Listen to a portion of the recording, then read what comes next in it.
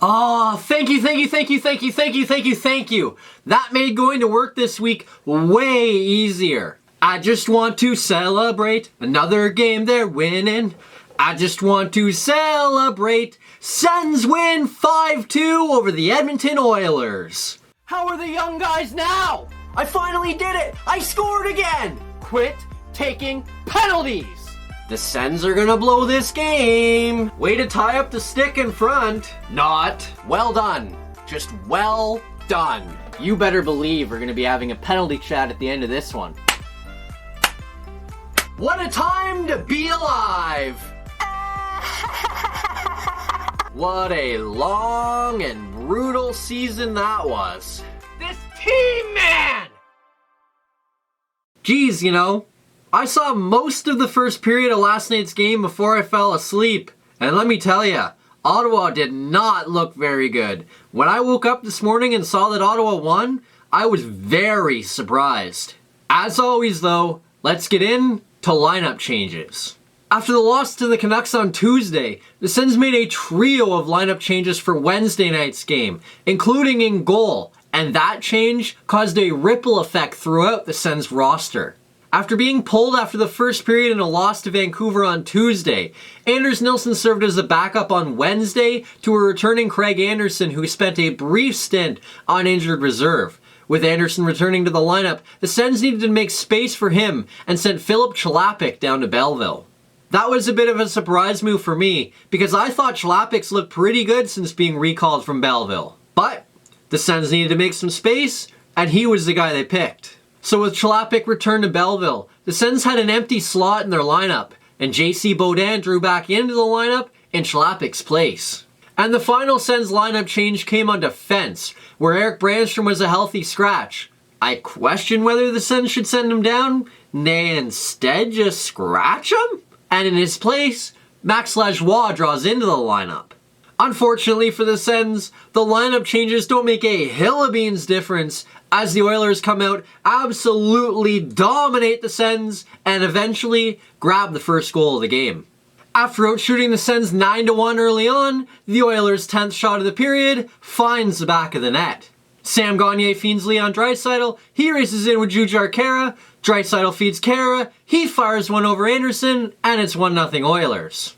So the shots are now 10-1, and the score is 1-0. This is a great start.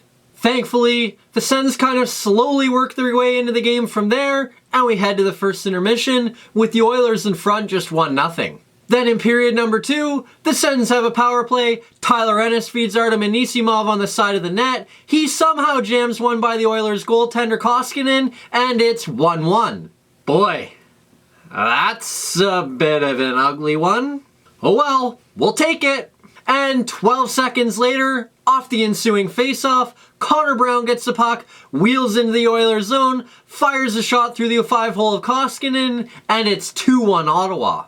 Hopefully that's going to get Connor Brown going. He's had his fair share of struggles this season, and that was an ugly goal to score, but I'm sure for a guy who's had some trouble, he'll take that one.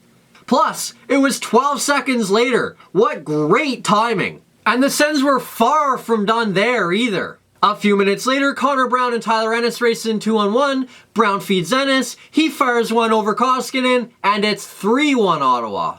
I have to admit, I'm loving this. That goal chases Koskinen, and it seems to give the Oilers a little bit of life. Late in the period, Edmonton gets a power play, Klefbom fires the point shot towards the goal, it eludes everybody including Anderson, and it's 3-2 Ottawa. And Anderson can't stop the puck because he can't see it, because Chason is standing right on top of him, because Ottawa doesn't even care that he's there. The front of the net! We've been through this over and over and over again! And that's how things would stay, as Ottawa takes a 3-2 lead into period 3. And thankfully, just a minute and a half into period 3, Ottawa doubles their advantage. Duclair fans in a shot in the Edmonton zone, the puck goes to Ennis, he fires a shot that misses the net, Duclair picks it up on the goal line, banks it off Mike Smith, into the goal, and it's 4-2 Ottawa. Wow. And the goalie change doesn't seem to make a hill of beans difference. That's not a very good goal to give up either. Ottawa's really getting bailed out by some terrible goaltending. Then with under 8.5 minutes left in the period, Tierney wins a race to the puck in the Oilers' zone. He backhands the puck into the center of the ice to Nemesnikov, who's wide open. He roofs one by Mike Smith, and it's 5-2 Ottawa. This is a bit of a welcome change from last night when it was 5-2 Vancouver. And that's how things would end. As for the second straight night, Ottawa's game ends 5-2, but this time they win 5-2. Was a terrible start, but a great finish. As always, let's get into good news, bad news. Ottawa did an excellent job last night against Edmonton's top two players, Connor McDavid and Leon Draisaitl, and that is the good news. Draisaitl and McDavid finished last night's game with just one Draisaitl assist. Sure, Ottawa had 2 posts that kept the Oilers' top guns at just 1 point, and Anderson made a number of huge saves to keep it at just 1 point, but those are parts of hockey. Ottawa did a good enough job to at least let them get to that point, and then their goaltender and post took over from there.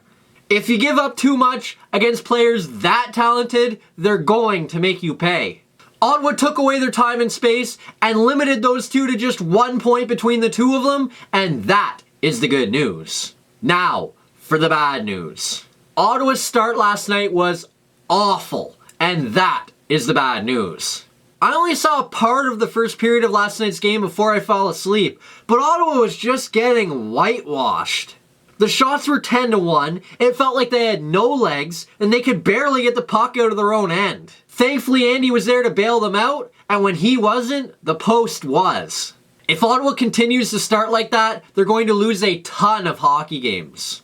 Thankfully, the Oilers' goaltending allowed the Sens to finally get their legs under them and eventually take over the game.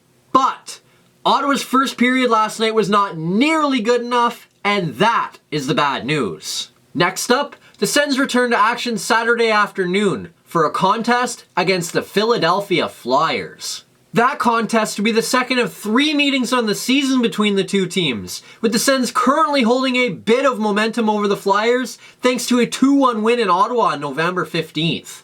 This contest will also be the first of 2 meetings between the two teams in 3 Saturdays. And it will be Ottawa's only visit to Philadelphia all season. So far this season though, yeah, the Flyers have been by far the way better team, as they have a 16-7-5 record. Meanwhile, Ottawa's 12-16-1. Oh, and coming into their contest tonight against Arizona, the Flyers have also won 5 straight. So that's gonna be fun. That's it for this video. Hit like if you liked it, subscribe to the channel if you haven't already, share it with anybody you know, and today's question is, what did you think of Filip Chlapik being sent down to Belleville? Did you think it was a good move, or did you think he deserved to stay up with the big club? Let me know what you thought down below, and we'll see you Saturday afternoon when the Sens wrap up their 6-game road trip with a visit to the Philadelphia Flyers.